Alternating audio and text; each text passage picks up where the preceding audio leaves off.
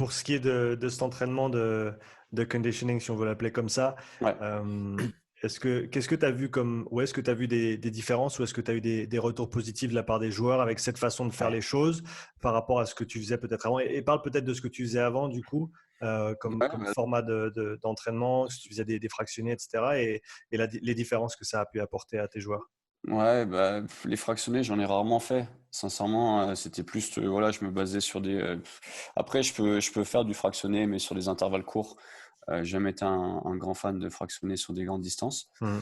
Euh, Parce que après, mon fractionné, je pars du principe que mes séances d'entraînement, elles sont quasiment à 80-90%, c'est toujours de l'intégré ou du semi-intégré, tu vois.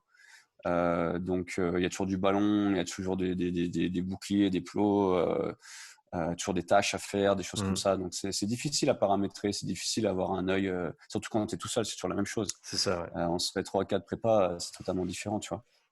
Mais voilà, ce que j'ai pu en tirer, et surtout, c'est le feedback des joueurs, hein. C'est ça, moi, c'est mon baromètre. Le feedback, c'est clair que les joueurs m'ont dit tout de suite, voilà, on a vraiment plus l'impression de se retrouver en condition de match. Mhm. Voilà. Donc ça, c'est plutôt positif. C'est plutôt positif. Après, tu vois, j'avais l'intention, éventuellement, voilà, on est repris très très très très light, hein. Les courses, on parlait de voilà, parler la première partie sprint, mais la seconde partie, c'était plus autour des 60-70%. Et petit à petit, je vais essayer d'augmenter, leur demander voilà, d'étape 75%, 80, peut-être 85, voire 90 grand max. Et puis peut-être refaire carrément un bronco, peut-être dans 3 mois, ou pour voir un petit peu s'il y a eu une évolution et un gain au niveau VO2 max et au niveau aérobie, tu vois. Mhm. Donc voilà, c'est comment je me projette sur ce conditioning pour les mois à venir, Pour si on continuer. nous permet C'est de toujours, s'entraîner. c'est toujours la question si on a le droit de retourner sur le terrain. Pour Voilà. continuer dans cette même veine, comment est-ce que tu fais le pont entre la fin de ta prépa physique et le début du championnat? Ce que je veux dire par là, c'est que je trouve que, par exemple, à mon avis, cet été avec Nyon, on n'a pas fait assez de très très haute intensité juste Ouais. avant de reprendre le championnat. On a eu 2 entraînements qui sont tombés, ça devait être 2 grosses semaines, du coup c'était 2 semaines tranquilles. Mm. Donc ça a faussé un peu les choses, mais à mon avis, et ça c'est la faute me revient directement à moi, on aurait dû faire plus de travail, peut-être en situation de match, peut-être en 5 contre Ouais. 5 ou 7 contre 7, avec un ballon, avec quelqu'un au Mm. milieu qui relance tout le temps le jeu, ce que Patrice a très bien fait Mm. quand on a fait une contre deux à un moment donné, quand on n'a pas pu jouer contre Genève, il me semble. Et là, c'était vraiment un match où les gars étaient dans le rouge tout le long parce que Patrice, il Ouais. relançait sans cesse le jeu. Et à mon avis, on aurait dû faire ça avant le début du championnat, un petit peu entre nous-mêmes pour vraiment faire monter dans les tours, parce que même si, comme tu l'as bien dit, avec certains formats d'entraînement et de conditioning, on arrive proche des demandes du rugby, c'est T'auras jamais jamais. vraiment exactement ce Non. que tu fais sur le terrain. Donc, comment est-ce que toi, tu fais en sorte que tes mecs, le jour J pour le premier match, ils soient prêts et il n'y ait pas cette période de latence de 2 semaines ou 3 semaines pour se Bah, mettre en jambe? je vais te dire franchement, j'ai pas dans ma tête, je me dis pas on a rattaqué le 13 septembre, je me suis jamais dit le 13 faut qu'il soit pile poil Hmm. prêt, parce que Ouais, finalement on change d'une division, on est monté ouais. en Fédéral 3, tu sais pas à quoi t'attendre. Tu as vu des vidéos, tu as scruté, parce que j'ai eu la chance d'avoir un ami qui entraîne au Servette Rugby, et Servette était dans une poule qui nous correspondait, Hmm. où on avait énormément d'adversaires en commun qu'on a cette année. Donc j'ai pu analyser pas mal de vidéos d'adversaires Ouais. par rapport à ça. Donc entre ce que tu vois à la vidéo, quelles étaient les conditions de match à l'époque. Il faisait beau, ça se trouve, tu vas aller jouer, il va pleuvoir comme pas possible avec Ouais. 30 centimètres de boue. Ouais. Il va te manquer la moitié de ton effectif, tu vois. Donc voilà, ça te donne à peu près, tu scrutes un petit peu la stratégie et comment, sur des touches, sur des zones de jeu, comment les équipes réagissent, etc. etc. Ouais. Après, tu as 100% raison. Je me permets pas de dire le 13, on était prêt. Enfin, j'ai trouvé que voilà, après, c'est dans mon entraînement, je fais en sorte que on a des consignes, par exemple, pour nos 2 premiers matchs de championnat, on avait la consigne de quasiment pas tenter une pénalité, de jouer tout à la main, d'emballer le match parce qu'on a un jeu qui est comme ça, Hmm. avec surtout des profils joueurs qui sont pour ce style de jeu. Ouais. Donc c'était l'objectif, c'était mettre du rythme, mettre du rythme, mettre du rythme. Après ça, on va dire que voilà, on a eu la chance et la malchance, je vais dire, d'avoir ces 5 mois de coupure. parce qu'à la base, je pensais que c'était une aubaine. Et en fait, finalement, à la longue, tu t'aperçois que c'était pas forcément une aubaine, parce que je vais te donner un exemple tout bête. Sur mes 64 joueurs à l'effectif, j'ai une moyenne de juillet-août de 21 joueurs de présence. Je sais pas Hmm. si tu te rends compte. Ouais, C'est très peu. ça fait Très pas, peu. ça fait vraiment pas Donc, assez. non, c'est un tiers. Tu vois, Ouais, donc, en ce que tu prévois, c'est toujours la même chose. Le prépa, c'est le meilleur outil, c'est la gomme, hein. Entre ce que tu prépares et puis ce que tu vas mettre en place, il y a un monde. c'est Voilà. ça. Après, c'était dans nos choix de matchs amicaux aussi. On devait jouer 2 fois. Il y a eu un match qui a été annulé. Après, on a eu la chance de jouer une équipe de Fédéral 2 qui était dans Tua.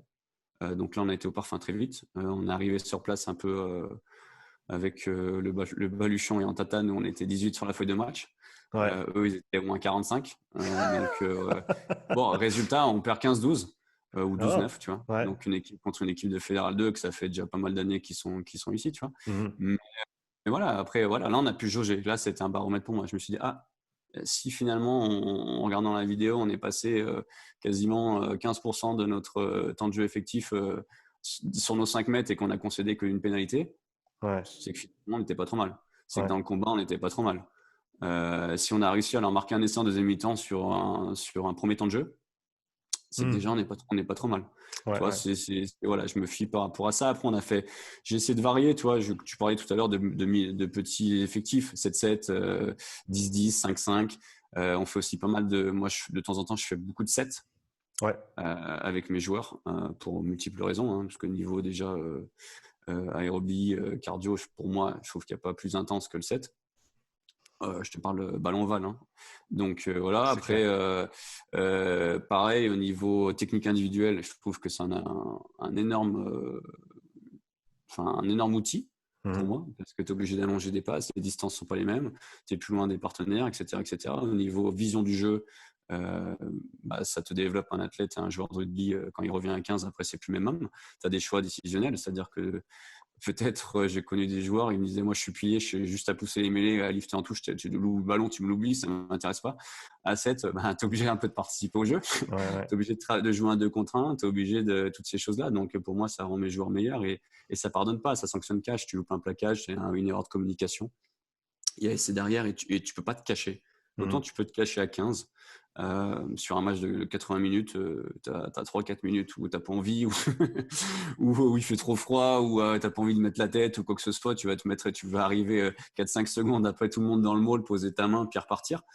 Autant à 7, tu vas rien poser du tout. Ça va se voir, tu vas te faire dézinguer à la vidéo et par tes partenaires par la même occasion. Donc, tu vois, j'ai essayé d'intégrer du ballon, si ça peut répondre à la première question que tu avais, dans ma prépa pour savoir si je pouvais être prêt le 13, c'est de voir un maximum de jeux.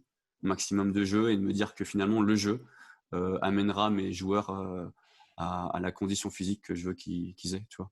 Ouais, ça c'était définitivement une de mes conclusions sur ce qu'on a fait l'été dernier, ce qui était une bonne prépa à mon sens, surtout qu'on revenait de quelques mois d'inactivité et donc pour certains qui avaient vraiment pas fait grand-chose pendant plusieurs mois et donc de revenir, de pas avoir de la casse et d'avoir les mecs à peu près en forme, c'était bien. Mais à mon avis, comme tu le dis, plutôt que de faire 2 séances dédiées par semaine, dès le début, je pense qu'une dédiée, une intégrée, si on a 2 entraînements, surtout sur la partie endurance, ça peut amener quelque chose de bien parce que comme tu l'as dit, les mecs, ils ont besoin d'avoir le ballon dans les mains quand même. Ouais. Ça met une intensité qu'il y a pas forcément quand c'est du dédié.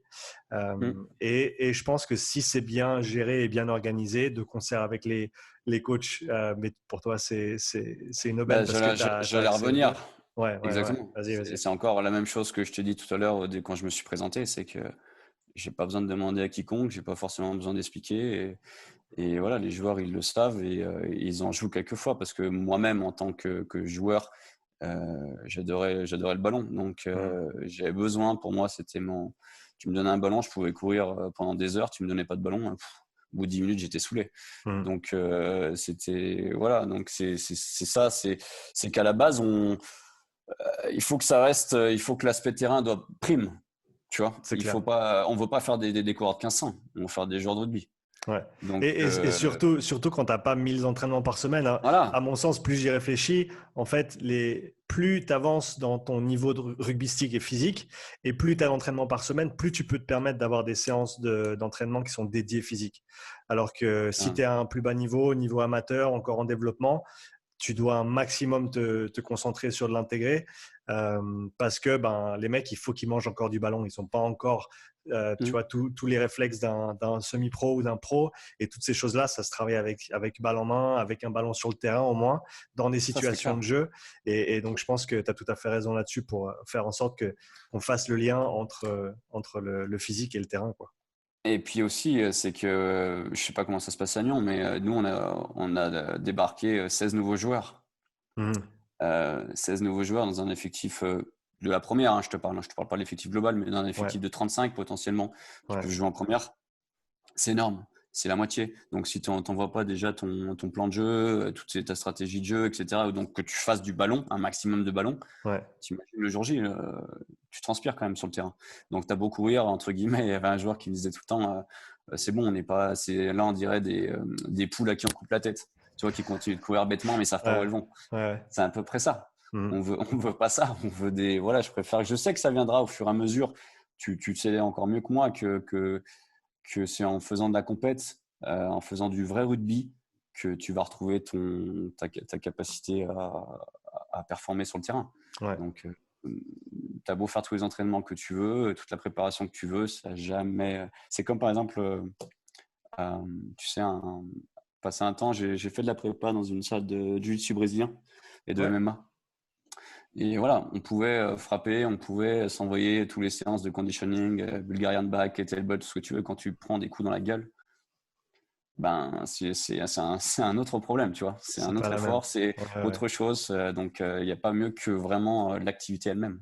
Non, je suis d'accord avec toi et après, faut trouver le bon équilibre et le bon cadre pour les séances intégrées, surtout au début quand Ouais, tu reprends après une phase de coupure, parce que c'est là que les blessures peuvent très vite arriver du fait que c'est du sûr. jeu, c'est du ballon, les mecs ils Ouais. veulent s'y filer et Alors, faut très bien gérer tes paramètres ouais. pour faire en sorte qu'il n'y ait pas de casse inutile et que ce soit adapté au niveau auquel ils sont à ce moment-là, quoi. Donc après, voilà, tu me fais rebondir sur un truc, c'est que par contre, je suis très axé sur de la prévention, je suis très axé sur de la préparation avant les luttes, avant les contacts, avant le combat, Mhm. toutes ces choses-là, avant si on sait qu'on va faire du jeu, c'est qu'il va y avoir du sprint, logiquement. Donc à ce moment-là, on va s'échauffer en fonction, voilà, on va travail de cheville, travail de disquion, ouverture de hanche, toutes ces choses-là, et, euh, et voilà, c'est qu'il y aura toujours un travail en amont là-dessus. Je ferai pas n'importe quoi. Ou alors, tu donnes vraiment des consignes aux garçons. Mais tu sais tout comme moi que tu as beau leur dire attention, c'est comme la même chose. On fait un toucher ou on met peu de contact ou plaqué raisonné. Tu vois, ça m'a toujours fait rire. Tu as toujours, t'as toujours un La type qui grande arrive blague puis du rugby suisse, ça. ouais, on fait un plaqué raisonné. Tu as toujours un mec qui arrive en travers Grosse qui dédicace lance ses hostilités. Allez, grande dédicace à Nico s'il nous écoute. Je sais pas ouais. si tu as joué avec Nico Nico Baibachet à Rolla. l'époque. Non, Baibachet Ok. à l'époque à Nyon. Troisième ligne aussi comme Rolla, mais qui arrivait en planche de côté. Et le mec, il avait un timing parfait. Il te désossait les mecs. Et en général, ça tombait en plein milieu d'un plaqué raisonné parce qu'il en avait marre que personne plaque de manière Voilà. raisonnée. Et après, c'était parti, quoi. Puis de toute façon, ouais, on sait pas faire du raisonné, donc de toute Non, c'est façon, ça, c'est ça. c'est plaqué ou pas plaqué, hein, c'est comme Ouais, ça. ouais, exactement. Donc voilà. Perfect.